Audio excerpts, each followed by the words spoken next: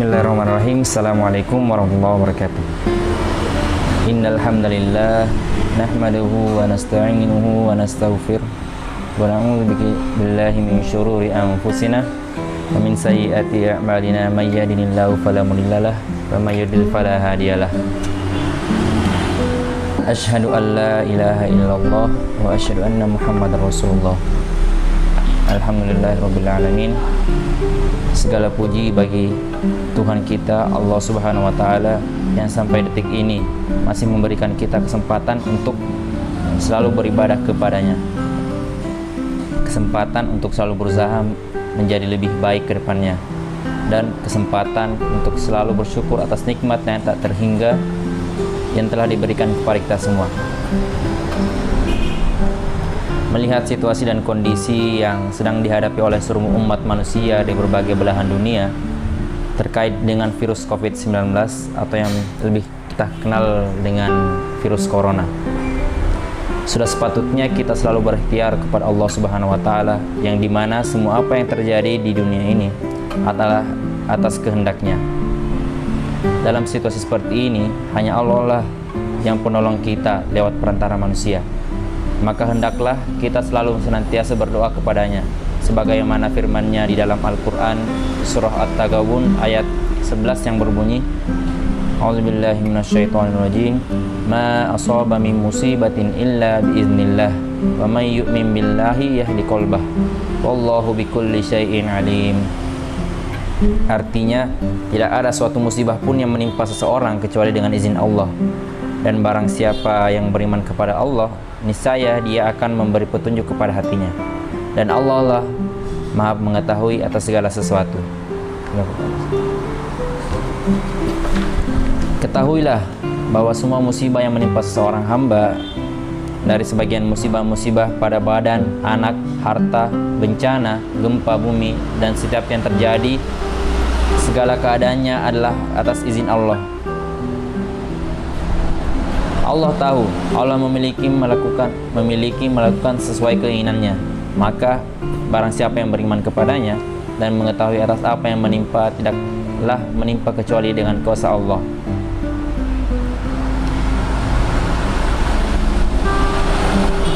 Yang dengannya Allah berikan petunjuk kepada hatinya, atau Allah berikan ketenangan dan kesabaran pada hatinya serta ridho dengan takdir Allah. Kemudian Allah menjelaskan bahwa Allah Maha mengetahui atas segala sesuatunya, atau Dia mengetahui orang yang beriman dan yang bermaksiat, yang tidak rela dan yang tenang, dan mengetahui musibah yang ditimpakan. Apakah musibah tersebut akibat dari dosa yang manusia lakukan atau sebab lain? Di sini Allah mengokohkan mereka yang beriman, dan keimanan tersebut menepati hati-hati mereka karena sebab takdir Allah dan kuasanya. Maka mereka akan mengucapkan innalillahi wa inna ilaihi raji'un dalam surah Al-Baqarah ayat 156, dan juga mereka akan berkata hasbunallah wa ni'mal wakil dalam surah Al-Imran ayat 173. Adapun selain orang-orang yang beriman, mereka akan kebingungan, menangis atau menjerit-jerit, dan mungkin juga menampar-nampar dirinya sendiri dan merobek-robek pakaiannya. Nauzubillahi min zalik. Dan tak lupa pula kita kirimkan salawat menyertai salam kepada junjungan kita Rasulullah Subhanahu wa taala, Nabi Muhammad sallallahu alaihi wasallam, nabi terakhir, suri tauladan bagi umat manusia, yang dengannya lah diturunkan kitab suci Al-Quran, yang kemudian diajarkan kepada para pengikutnya sehingga sampai kepada kita saat ini,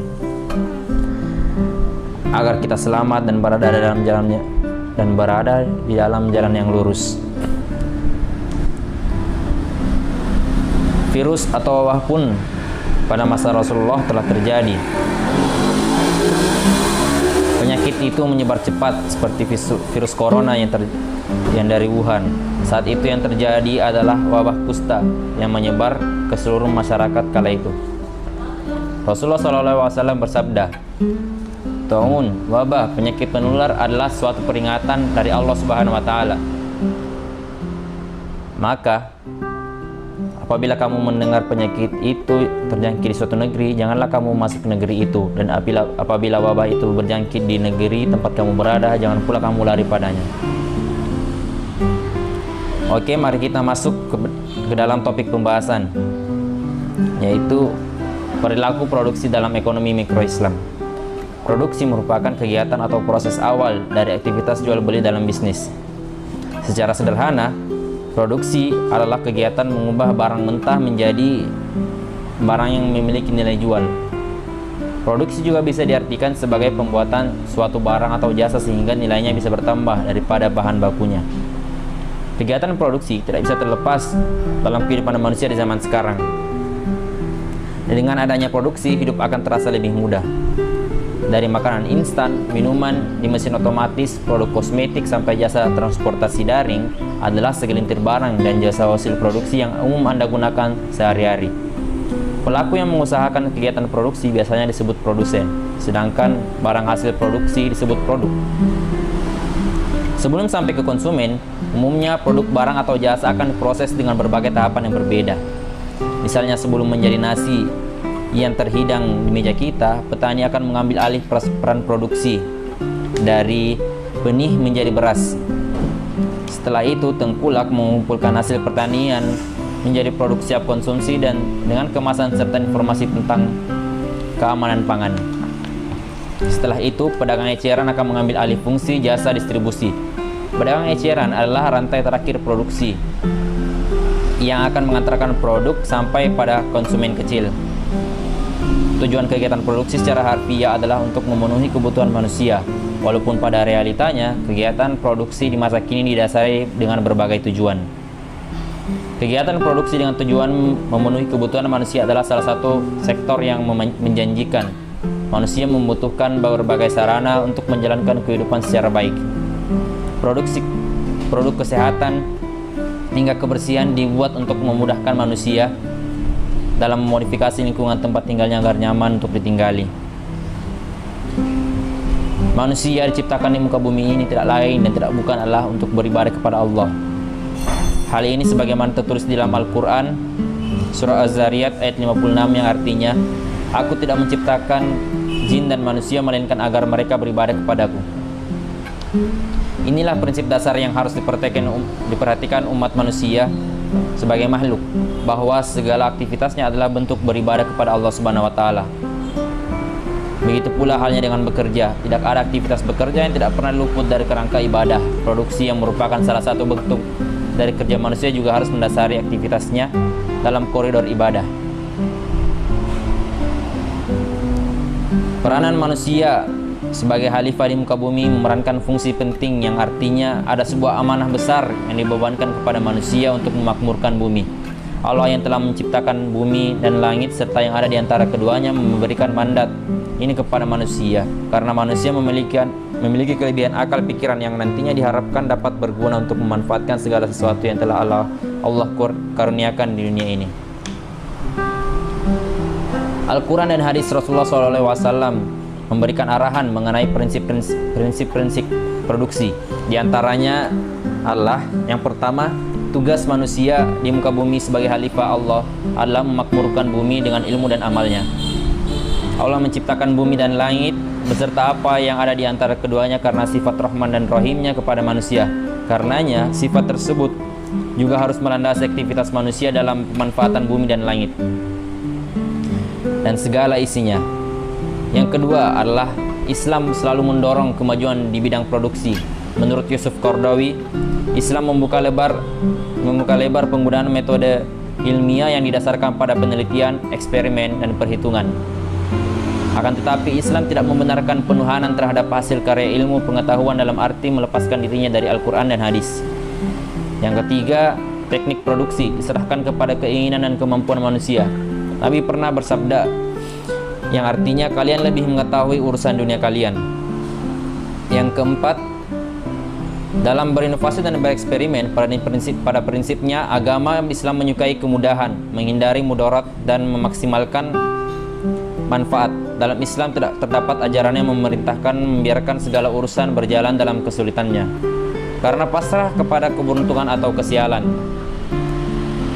karena berdalih dengan ketetapan dan ketentuan Allah, atau karena tawakal kepadanya, sebagaimana keyakinan dan yang terdapat dalam agama-agama selain Islam. Sesungguhnya Islam mengingkari itu semua dan menyuruh bekerja dan berbuat, bersikap hati-hati dan melaksanakan selama persyaratan. Tawakal dan sabar adalah konsep penyerahan hasil kepada Allah Subhanahu wa taala sebagai pemilik hak prerogatif yang menentukan segala sesuatu setelah segala usaha dan persyaratan dipenuhi dengan optimal. Dalam Al-Quran digambarkan kisah penciptaan Adam, antara lain dalam surah Al-Baqarah, ingat 30 dan 31, yang artinya, ingatlah ketika Tuhanmu berfirman kepada para malaikat, sesungguhnya aku hendak menjadikan seorang khalifah di muka bumi. Mereka berkata, mengapa engkau hendak menjadikan khalifah di muka bumi itu? Orang yang akan membuat kerusakan padanya dan menumpahkan darah, padahal senantiasa bertasbih dan memuji engkau dan memusingkan engkau. Tuhan berfirman, sesungguhnya Allah mengetahui apa yang tidak kamu ketahui. Dan dia mengajarkan kepada Adam nama-nama seluruhnya. Ada pula beberapa faktor produksi, diantaranya adalah tanah atau alam. Alam adalah faktor produksi yang bersifat asli. Tanah dan segala zat yang dikandung di dalamnya maupun di permukaannya, udara, dan segala yang ada di angkasa adalah faktor produksi yang sangat penting. Alam juga merupakan faktor produksi asal, sebab dari alamlah kemudian segala jenis kegiatan produksi berlangsung. Islam juga membolehkan pemilikan tanah dan sumber-sumber Islam alam yang lain, dan membolehkan penggunaannya untuk beraktivitas produksi dengan syarat hak miliknya merupakan tugas sosial dan khilafah dari Allah atas miliknya. Dengan merupakan tugas sosial dan dengan mengikuti perintah-perintah Tuhan dalam usaha memperoleh milik. Yang kedua, ada tenaga kerja yang menjadi faktor produksi. Dalam memandang faktor tenaga kerja inilah terdapat sejumlah perbedaan. Faham ekonomi sosialis misalnya memang mengakui faktor tenaga kerja merupakan faktor penting, namun paham ini tidak memberikan pengakuan dan penghargaan terhadap hak milik individu, sehingga faktor tenaga kerja atau manusia turun derajatnya menjadi sekedar pekerja atau kelas pekerja. Sedangkan paham kapitalis yang saat ini menguasai dunia memandang modal atau kapital sebagai unsur yang terpenting, oleh sebab itu para pemilik modal atau para kapitalis lah yang menduduki tempat lain. Prinsip-prinsip sangat ditekankan dalam menjalankan suatu proses produksi adalah keseimbangan dan keadilan. Adanya usaha untuk memaksimumkan keuntungan perusahaan juga harus diikuti dengan adanya usaha mensejahterakan mereka yang terkait secara langsung maupun tidak dengan aktivitas produksi.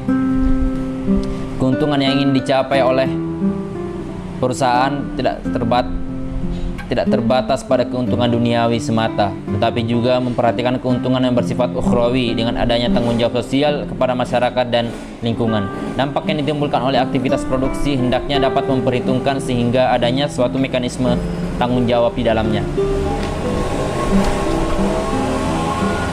Atas dasar yang matang perilaku produsen yang sesuai dengan syariat Islam, maka kita dapat melihat suatu fungsi produksi yang mencerminkan perilaku produsen Islami.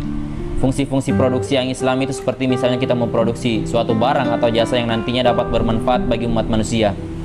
Dan di Islam juga telah mengajarkan kepada kita bagaimana kita dapat mengatur keuangan atau hasil produksi yang bisa mendapatkan keberkahan atau pahala di dalamnya. Sama halnya dengan aktivitas ekonomi lainnya. Konsumsi dan distribusi, aktivitas produksi yang merupakan aktivitas hulu dari suatu kegiatan ekonomi harus selalu berpegang pada prinsip-prinsip Islam. Prinsip-prinsip Islam yang menekankan keseimbangan juga berlaku dalam bidang produksi. Al-Quran dan Sunnah Rasul sebagai sumbernya menganjurkan diperhatikannya nilai-nilai moral dalam melakukan aktivitas produksi. Tidak hanya keuntungan semata yang ingin dicapai oleh suatu perusahaan Islami, melainkan juga kemaslahatan bagi semua elemen kehidupan.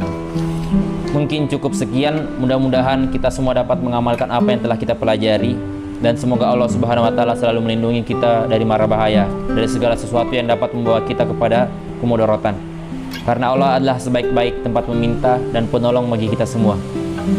Kurang lebihnya dan apabila ada kesalahan dalam berucap mohon dimaafkan. Wabillahi taufik wal hidayah. Syukron. Wassalamualaikum warahmatullahi wabarakatuh.